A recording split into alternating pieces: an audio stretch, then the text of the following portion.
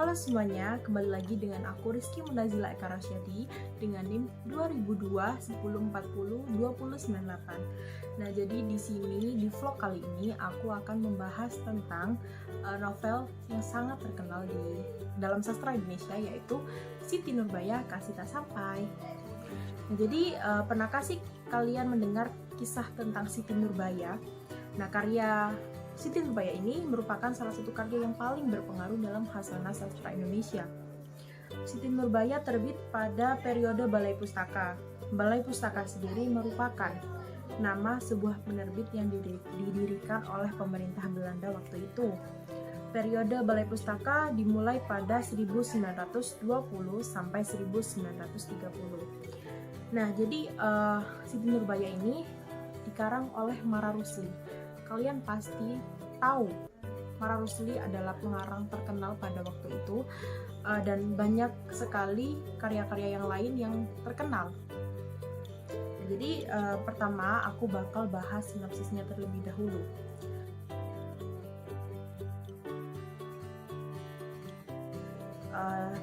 Pertama, ibunya meninggal saat Siti Nurbaya masih kanak-kanak. Maka bisa dikatakan itulah titik awal penderitaan hidupnya. Sejak saat itu hingga dewasa dan mengerti cinta, ia hanya hidup bersama Baginda Sulaiman, ayah yang sangat disayanginya. Ayahnya adalah seorang pedagang yang terkemuka di kota Padang. Sebagian modal usahanya merupakan uang pinjaman dari seorang rentenir bernama Datuk Maringgi. Pada mulanya usaha pedagang Baginda Sulaiman mendapat kemajuan pesat. Hal itu tidak dikehendaki oleh rentenir seperti Datuk Maringgi. Maka untuk melampiaskan keserakahannya, Datuk Maringgi menyuruh kaki tangannya membakar semua kios milik Baginda Sulaiman. Nah, dengan demikian hancurlah usaha Baginda Sulaiman. Ia jatuh miskin dan tak sanggup membayar hutang-hutangnya pada Datuk Maringgi. Dan inilah kesempatan yang dinanti-nantikan oleh Datuk Maringgi hingga mendesak Baginda Sulaiman yang sudah tidak berdaya agar melunasi semua hutang-hutangnya. Boleh hutang tersebut dianggap lunas asalkan Baginda Sulaiman mau menyerahkan anaknya Siti Nurbaya, putrinya, kepada Datuk Maringgi. Menghadapi kenyataan seperti itu, Baginda Sulaiman yang memang sudah tak sanggup lagi membayar hutang-hutangnya tidak menemukan pilihan lain dan titik lain yang ditawarkan oleh Datuk Maringgi. Siti Nurbaya, anak dari Baginda Sulaiman, menangis menghadapi kenyataan bahwa dirinya yang cantik dan muda belia harus menikah dengan Datuk Maringgi yang sudah tua bangka dan berkulit kasar seperti katak. Lebih sedih lagi ketika teringat oleh Samsul Bahri, kekasihnya yang sangat dia cintai dan sedang sekolah di Stovia, Jakarta. Sungguh berat memang, namun demi keselamatan dan kebahagiaan ayahandanya, ia mau berkorban kehormatan dirinya dengan Datuk Maringgi. Samsul Bahri yang ada di Jakarta mengetahui peristiwa yang terjadi di desanya. Terlebih karena Siti Nurbaya mengirimkan surat yang menceritakan tentang nasib yang dialami oleh keluarganya. Pada suatu hari ketika Samsul Bahri dalam liburan kembali ke Padang, ia bertemu dengan empat mata dengan Siti Nurbaya yang telah resmi menjadi istri Datuk Maringgi yang serakah tersebut. Pertemuan itu diketahui oleh Datuk Maringgi sehingga terjadi keributan. Teriakan Siti Nurbaya terdengar oleh ayahnya yang tengah terbaring karena sakit keras. Baginda Sulaiman berusaha bangkit tetapi akhirnya jatuh tersungkur dan menghembuskan nafas terakhir.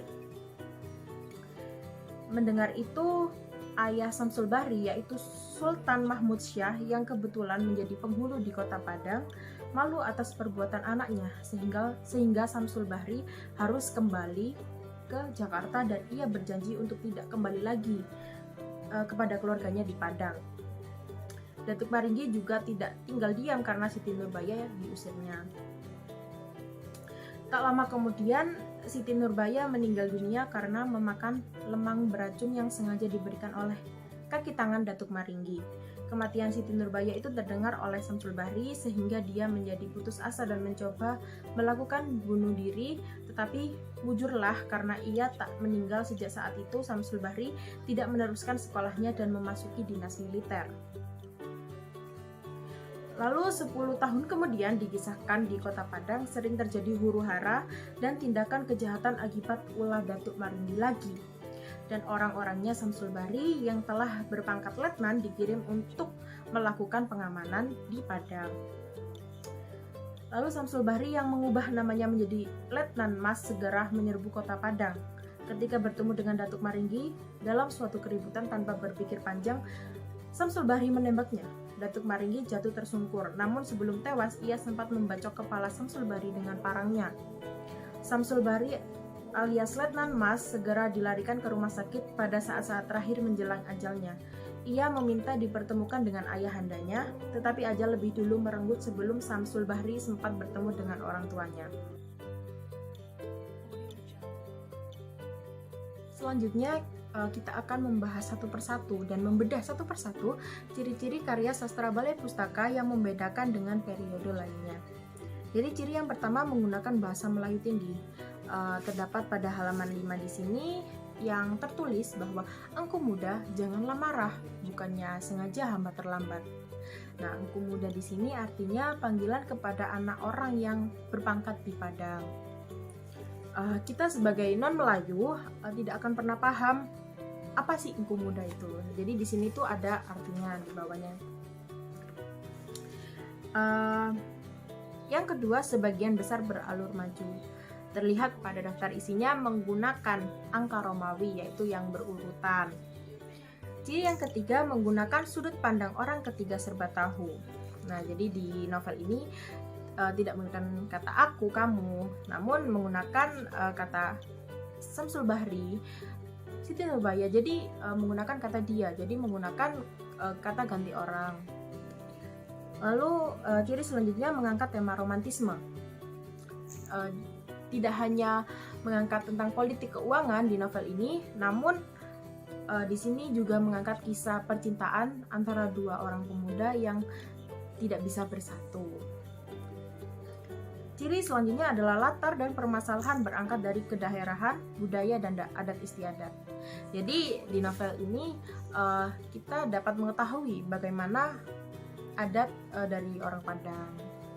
Selanjutnya berisi pertentangan paham antara kaum tua dengan kaum muda. Cerita yang diangkat sesuai yang terjadi pada zamannya. Yang terakhir ada didaktis, memuat pesan moral yang mendidik. Pesan moral tersebut dapat berupa adat istiadat dan hak asasi manusia.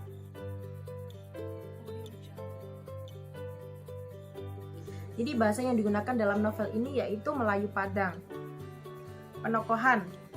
Jadi di sini aku bakal bahas tokoh utamanya aja. Yang pertama ada Siti Nurbaya. Nah, jadi watak Siti Nurbaya terdapat pada halaman 8. Baik, kita buka terlebih dahulu. Oke. Jadi seperti ini. Nur tadi ialah Siti Nurbaya, anak Baginda Sulaiman, seorang saudagar kaya di Padang yang mempunyai beberapa toko yang besar-besar, kebun yang lebar-lebar, serta beberapa perahu di laut untuk membawa perdagangannya melalui lautan. Anak ini pun seorang gadis yang dapat dikatakan tiada bercacat karena bukan rupanya saja yang cantik, tetapi kelakuan dan adatnya, tertib dan sopannya, serta kebaikan hatinya tiadalah kurang daripada kecantikan parasnya. Selanjutnya, tokoh utama kedua yaitu Syamsul Bahri juga dijelaskan pada halaman 8. Ia bukannya seorang anak yang pandai sahaja, tingkah lakunya pun baik, tertib, sopan santun, serta halus budi bahasanya. Lagi pula ia lurus hati dan boleh dipercayai. Lalu ada lagi, tidaklah ia takut menguji kekuatan dan keberaniannya. Jadi di sini Syamsul Bahri wataknya itu berani dan kuat. Jadi tokoh utama yang ketiga, Datuk Maringgi, terdapat pada halaman 9-10. Tertulis, sesungguh pun Datuk Maringgi seorang yang kaya raya, tetapi tiadalah ia berbangsa tinggi. Konon katanya, tatkala mudanya ia sangat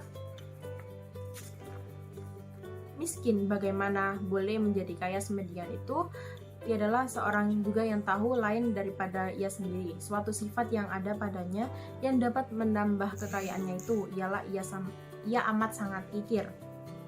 Rupanya buruk, umurnya telah lanjut, pakaian dan rumah tangganya yang kotor, adat dan kelakuannya kasar dan bengis, bangsanya rendah, pangkat dan kepandaiannya pun tak ada, selain daripada kepandaian berdagang. Oke, yang kedua kita membahas latar waktu. Latar waktu ada pagi, siang, senja, dan malam. Latar waktu pagi terdapat pada halaman 24, yaitu yang berbunyi pada keesokan harinya pada pukul 5 pagi. Nah, itu jadi latar waktunya itu pagi. Yang kedua ada latar waktu siang pada halaman 1, halaman pertama. Kira-kira pukul 1 siang. Lalu ada senja pada halaman 12. Kita lihat pada halaman 12. Pada senja hari yang baru diceritakan. Lalu pada malam hari pada halaman 261.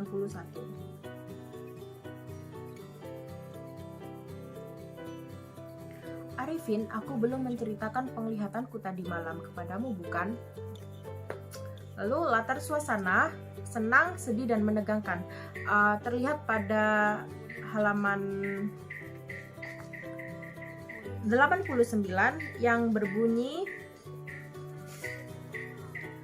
setelah berjabat salam, keluarlah mereka sekalian sehingga akhirnya tinggallah Samsu berdua dengan Nurbaya. Maka dipandanglah oleh Samsu muka kekasihnya ini, serta dipegangnya kedua belah tangannya, sedang air matanya bercucuran keluar dengan tiada derasnya. Lama ia berdiri, sedemikian itu dengan tiada dapat berkata-kata karena dadanya bagaikan penuh dan mulutnya bagai terkunci. Akhirnya keluarlah juga suara walaupun terhenti-henti. Nah, jadi di sini tuh ada makna tersirat, yaitu Samsul Bahri itu menangis dan jelas sedih, seperti itu. Baik, aku bakal membahas tentang unsur ekstrinsiknya juga. Jadi adat istiadat. Yang pertama, di Padang, pernikahan dipandang sebagai perniagaan. Laki-laki dibeli oleh perempuan karena perempuan memberi uang kepada laki-laki. Bukti kutipannya yaitu dalam novel ini, perkawinan itu dipandang sebagai perniagaan. Di sini laki-laki dibeli oleh perempuan. Oke, yang kedua, orang besar, penghulu atau orang berpangkat tinggi yang memiliki istri lebih dari satu sudah banyak. Sebab itulah adat di Padang, dengan memiliki banyak istri itu berarti dia memiliki banyak keturunan. Bukti kutipan, sekalian penghulu di Padang ini beristri 2, 3, sampai 4 orang. Bukankah harus orang besar itu beristri banyak? Seperti itu. Baik, mungkin sekian dari saya. Semoga bermanfaat. Terima kasih. Wassalamualaikum warahmatullahi wabarakatuh.